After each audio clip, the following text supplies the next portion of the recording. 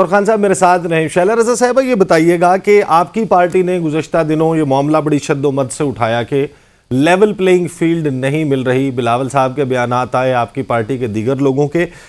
تو ہمیں یہ تو معلوم ہے کہ سندھ میں کوئی پوسٹنگ ٹرانسفرز والا معاملہ آ گیا، کسی اور صوبے میں نہیں ہو رہا تھا، کچھ جاری سکیمیں تھیں ان کے اوپر کام روک دیا گیا تھا، کچھ ایسی خبریں چل رہی تھیں کہ سٹاپ لسٹ میں لوگوں کو ڈال دیا گیا ہے اور نیب کوئی مقدمات کھول رہا ہے۔ اس کے علاوہ بھی، اس سے ہٹ کر بھی آپ کیا سمجھتی ہیں اس وقت جو فضا ہے ملک میں، یہ سب لوگوں کو ایکول اپرچونٹی مل رہی ہے یا نہیں؟ یہ ایک بات کہنا چاہتی ہوں کہ دیکھیے نیب کے مقدمے، سٹاپ لسٹ، ان سے کوئی فرق نہیں پڑتا، کیونکہ جب زرداری صاحب پی ٹی آئی گورنمنٹ میں اریسٹ ہوئے تھے تو انہوں نے سب سے پہلے اپنا پاسپورٹ سبمٹ کیا تھا، اور پیپلز پارٹی میدان سے بھاگنے والی نہیں ہے، چاہے کوڑے پڑے، چاہے جیل جائے، چاہے کچھ ہو۔ دوسری بات یہ ہے کہ کل بھی آپ نے دیکھا ہوگا کہ سندھ میں تمام لوکل گورنمنٹ کے جو چیئرمین، وائس چیئرمین اور مختلف سطح سے جو جیتے ہوئے ہیں وہ سارے لوگ بیٹھے، اور انہوں نے بڑی بیٹھک میں یہ بات پہ تشویش کا اظہار کیا گیا کہ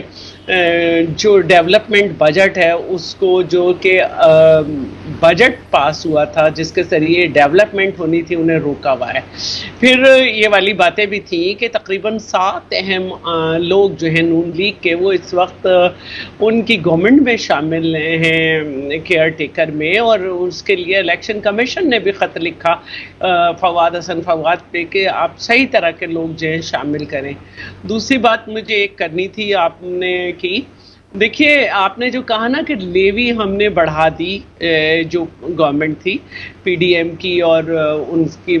دوسری جماعتوں کی، تو یہ لیوی جو ہے وہ ہم نے اکارڈنگ ٹو دا کانٹریکٹ جو کہ پی ٹی آئی نے سائن کیا تھا اس کی بڑھائی ہے۔ اس میں پہلے مرحلے میں 50 تک لے جانی تھی 4 روپے سے، پھر 60 تک آنی تھی، تو اب اس تک پہنچے ہیں۔ پھر بجلی کے بلز جو ہیں اس میں سبسڈی نہیں دینی تھی پی ٹی آئی گورنمنٹ کو، لیکن انہوں نے دی۔ میں نے پہلے ہی مرحلے میں کہا تھا کہ شوکت ترین صاحب نے کہا تھا